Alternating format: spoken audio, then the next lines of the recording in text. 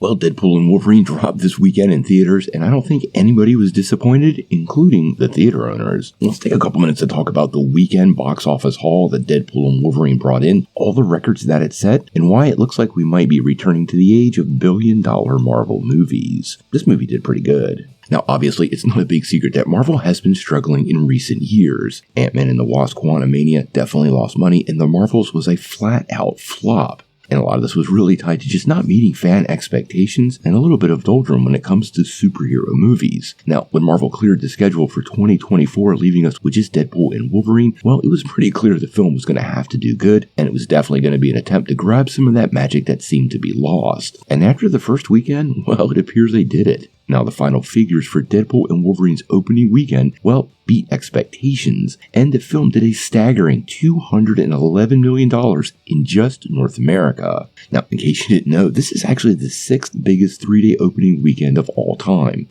and only the 9th movie ever to open north of 200 million. Now, what's even more interesting is that Deadpool and Wolverine will actually pass Logan's domestic run of 226 probably today, and by the end of this week have surpassed Deadpool 2, Joker, and the first Deadpool film. So it seems pretty sure to me this film will definitely beat the billion-dollar mark and will likely cross that threshold by next Sunday, potentially beating a record held by Passion of the Christ for over 20 years. Now, at the worldwide box office, a $211 million 3-day weekend means that the film has already grossed a total of $444 million in 5 days. So all around the world, the movie is definitely beating all the expectations everybody set, and this is honestly good for anybody that loves superhero films. Now, obviously, the theater owners like Cinemark or AMC Theaters, well, all these people are super happy because obviously butts in seats means people buying popcorn and tickets. And it can't be overstated that the movie industry in this country has been in trouble. This is also a great 1-2 punch for Disney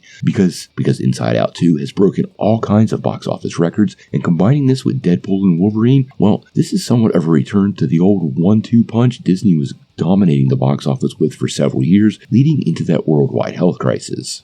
Now, personally, I think this movie is probably going to do 1.4, maybe 1.5 billion before it leaves theaters, but we're going to have to wait and see what kind of legs it gets. The second weekend will give us a great indicator of the overall box office run, and I highly doubt we're going to see those 70 or 80% drop-offs that have become so common with superhero movies that have left fans, well, disappointed. The movie itself was a huge fan service and pretty much met everybody's expectations, whether it was the surprises, the fights, or finally seeing Hugh Jackman in the Wolverine mask. Well, everybody that I've talked to seemed to enjoy the film, and most are talking about a second viewing, so I think this is going to be Marvel's biggest success since probably No Way Home. What the final run on the numbers ends up being, well, we're going to have to wait and see.